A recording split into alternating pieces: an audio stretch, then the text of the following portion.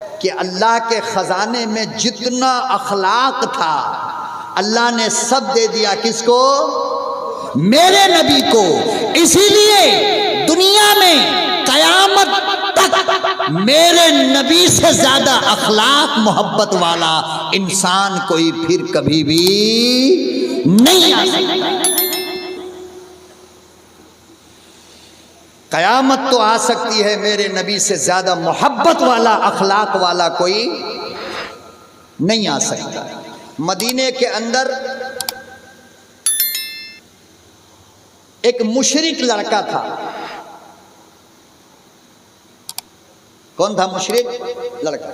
چھوٹا سا تھا، ذرا بڑا ہوا، تھوڑی عقل آئی، گھر جو گیا نا تو دیکھا کہ میری اماں کا جسم کھلا ہے اور پھٹے ہوئے دوپٹے سے میری ماں نے اپنے بدن کا پردہ کر رکھا ہے۔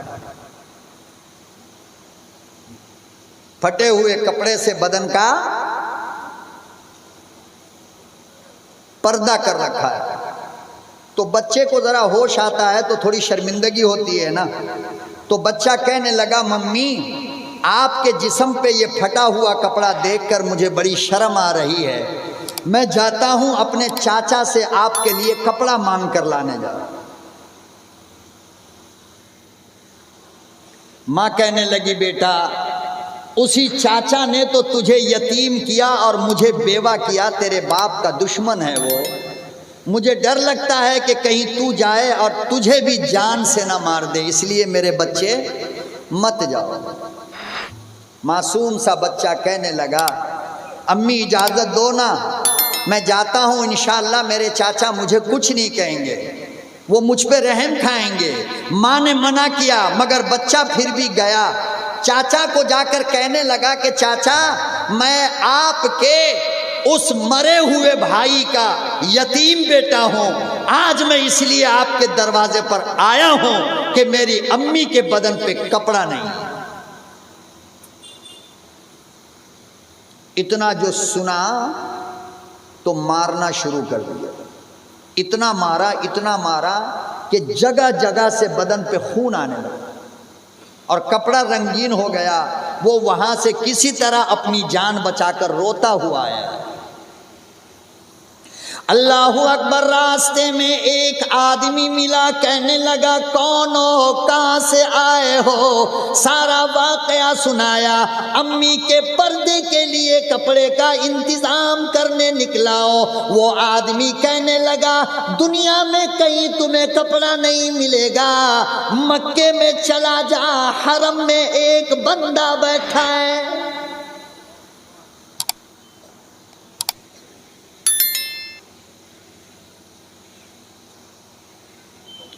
حرم شریف میں لگ کر ایک بندہ بیٹھا ہے، وہ خود کو نبی کہتا ہے، وہ خود کو رسول کہتا ہے۔ میں جانتا ہوں، میرا عقیدہ یہ ہے تجھے کپڑا ملے گا تو وہاں سے ملے گا۔ سبحان اللہ۔ اور عجیب بات ہے، یہ کہنے والا بھی کوئی مسلمان نہیں تھا، بلکہ کون تھا؟ ارے بولو نا، کون تھا؟ مشرک۔ ہاں جادو وہ جو سر چڑھ کر بولتا ہو، انسان وہ جس کی دشمن بھی تعریف کرتا ہو۔ ہماری تو بیوی ہماری تعریف نہیں کرتی ہے، دشمن کہاں سے کرے گا؟ ایسے بنو کہ دشمن بھی تمہاری تعریف کرنے پہ مجبور ہو جائے۔ تم بازاروں میں چلتے چلاتے گالیاں دیتے ہو، یہ کافر پوچھتے ہیں یہ وہی مسلمان ہے جس زبان سے محمد کا نام لیتا ہے اسی زبان سے گالی؟ توبہ توبہ توبہ۔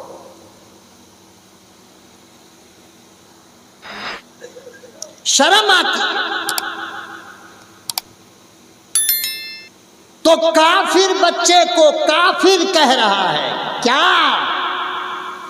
کہ ایک شخص ہے جو مکے میں خانہ کعبہ کے دیوار سے لگ کر بیٹھا ہوگا، وہاں چلا جا، وہاں جائے گا تو تجھے کپڑا ملے گا، لیکن ہاں بچ کے رہنا، وہ بہت بڑا جادوگر ہے، اس سے جو ملتا ہے وہ مسلمان ہو جاتا ہے۔ کہیں تو اپنے دین کو مت چھوڑ دینا۔ کہا کہ ہرگز ایسا نہیں ہوگا، میں اپنا دین کیسے چھوڑ دوں گا۔ گیا گھر، اپنی ماں کو سامنے کھڑا ہوا، ماں نے سینے سے لگایا اور کہنے لگی بیٹا میں نے تو پہلے ہی کہا تھا نا کہ تیرا چچا تیرا دشمن ہے، کیوں جاتا ہے؟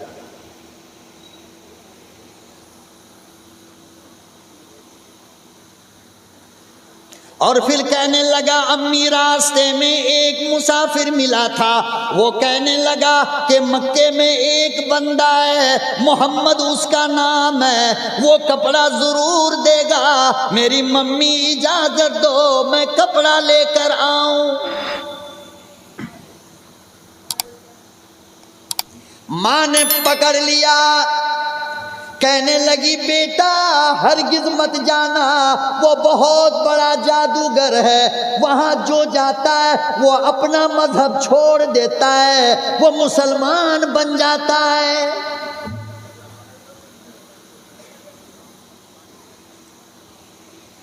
کہنے لگا امی اجازت دینا تیرا کام ہے، اور کپڑا لے کر اپنے ہندو مذہب کے ساتھ لوٹنا میرا کام ہے، آپ اجازت تو دو۔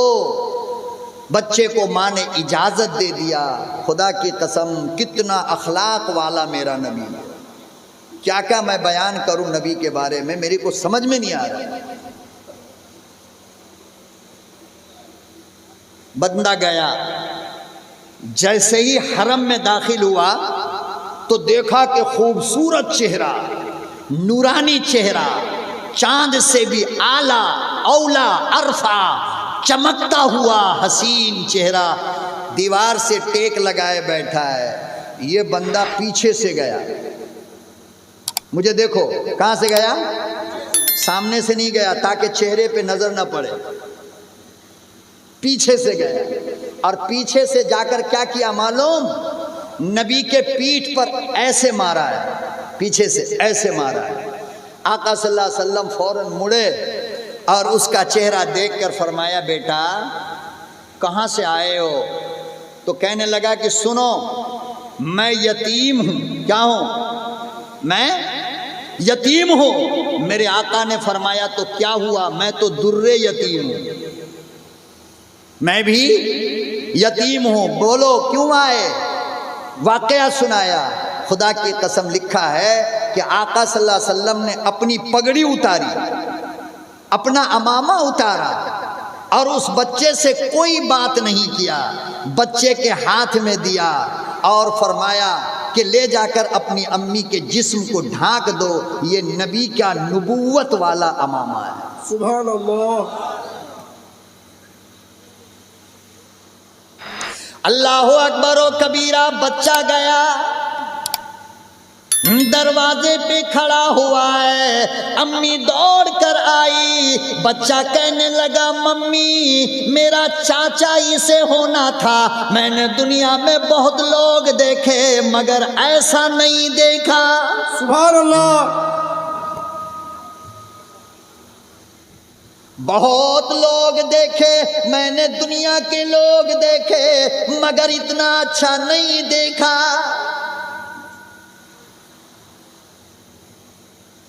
ماں کہنے لگی بیٹا دھرم تو بدلا نہیں، کلمہ تو پڑھا نہیں۔ بیٹا کہنے لگا ممی اب تک تو پڑھا نہیں، پڑھنے کا موڈ بن گیا۔ سبحان اللہ۔ نعرہ تکبیر، نعرہ تکبیر، نعرہ تکبیر۔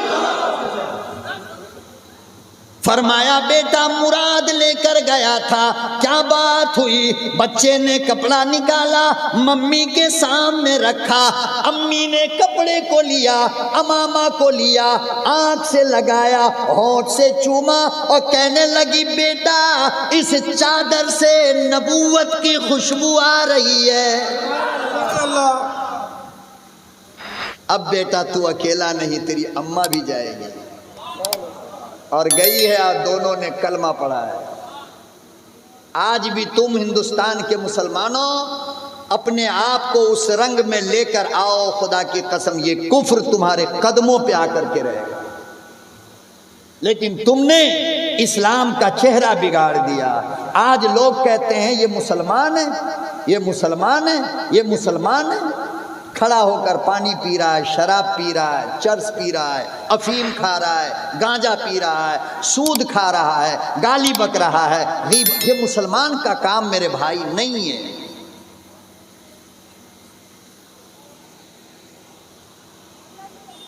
مسلمان ایسا نہیں ہوتا. مسلمان ایسا ہوتا ہے کہ جس کو دیکھ کر دنیا دیوانی بن جائے. بہرحال آپ صلی اللہ علیہ وسلم نے تمام صحابہ کو لیا. فرمایا ابو بکر نے میرے محبوب کہاں چلیں گے؟ کہا کہ چھوٹے یار سے ملانے لے کر جا رہا ہوں. بچہ کس کا ہے؟ خود بچہ کیا ہے؟ یہودی ہے یا مسلمان ہے؟ یہودی ہے. آپ صلی اللہ علیہ وسلم اس کے گھر پہ تشریف لے گئے. ہائے، حدیث میں لکھا ہے کہ نبی آہستہ آہستہ اس کے سرہانے میں گئے، آقا صلی اللہ علیہ وسلم، اور سرہانے کے پاس بیٹھے اور نبوت والا اپنا یہ ہاتھ اس کے پیشانی پہ ایسے رکھا ہے پیار سے. جیسے ہی رکھا بچے نے فوراً آنکھ کھولا. آنکھ کھول کر کے دیکھا کہ میرا محبوب میرے سرہانے میں بیٹھا ہوا ہے. سبحان اللہ.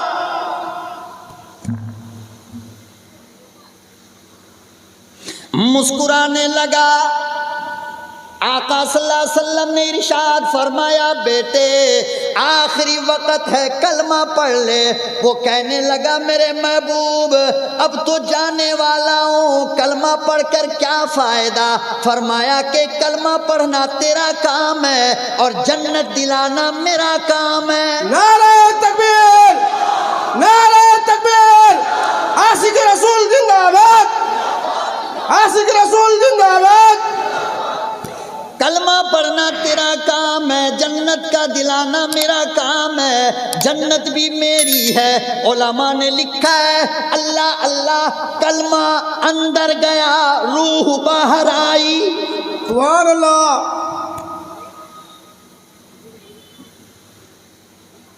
کیا کہتے ہو؟ نماز لے کے جائے گی جنت میں؟ او نمازی صاحب، نماز لے جائے گی جنت میں؟ یہ تو نماز نہیں پڑھا ہے. پڑھا ہے؟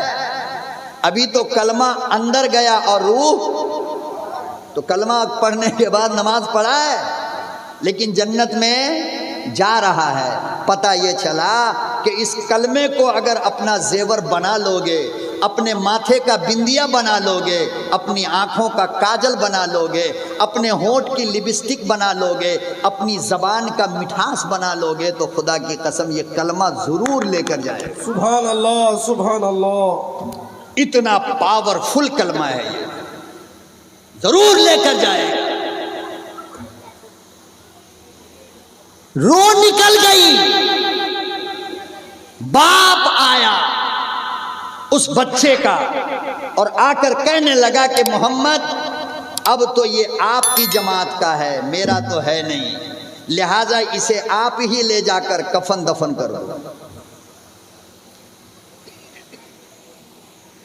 اللہ اکبر و کبیرہ. اندازہ لگا. چار پائی پر بچے کو رکھا گیا. فرمایا ابو بکر ایک کونے پر تم آؤ، عمر ایک کونے پر تم جاؤ، عثمان ایک کونے پر تم جاؤ، علی ایک کونے پر تم جاؤ. آسمان کی آنکھ نے دیکھا دنیا کا یہ پہلا جنازہ ہے جسے اسلام کے 4 خلیفہ نے اٹھایا. سبحان اللہ.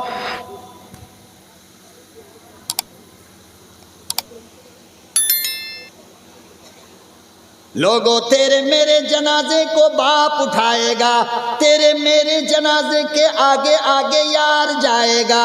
ارے اس کے جنازے کا کیا کہنا جس کو نبی کے یاروں نے اٹھایا. آگے آگے امام الانبیاء خود جا رہے ہیں. محمد رسول اللہ. گھر لے گئے.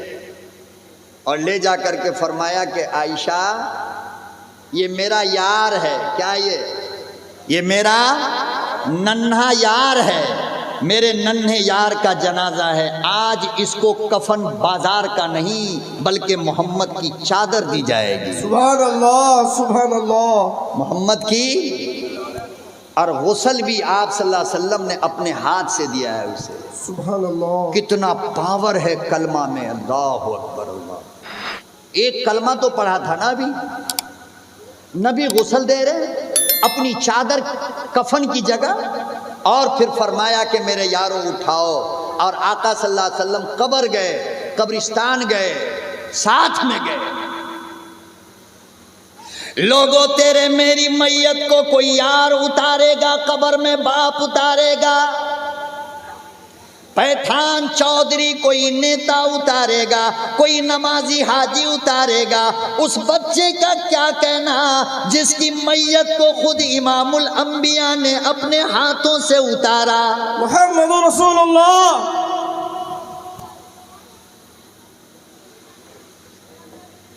اور صحابہ اکرام کہتے ہیں آقا خود قبر میں اترے.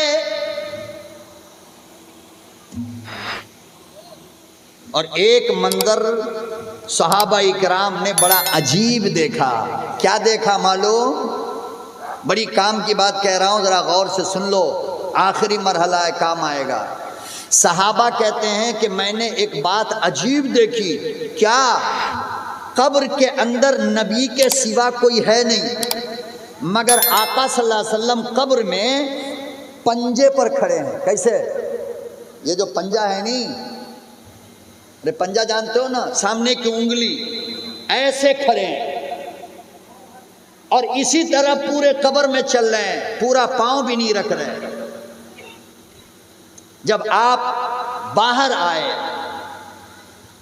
دفن ہو گئی میت، تو صحابی رسول نے پوچھا اللہ کے نبی ایک بات میں نے آج بڑا عجیب دیکھا ہے. قبر میں آپ کے سوا تو کوئی تھے نہیں، مگر آپ پورا پنجہ رکھ کر کے کیوں نہیں چل رہے تھے، انگلی پہ کیوں چل رہے تھے؟ آقا صلی اللہ تعالی علیہ وسلم نے ارشاد فرمایا میرے یارو تمہیں کیا بتاؤں، اس یار کے جنازے کو قبر میں اتارنے کے لیے آسمان سے نوری فرشتوں کی جماعت آ گئی تھی. سبحان اللہ. پوری قبر فرشتوں سے بھری تھی. میں بچ بچ کے اس لیے چلتا تھا کہ کہیں میرا پاؤں جبرائیل کو نہ لگ جائے. سبحان اللہ.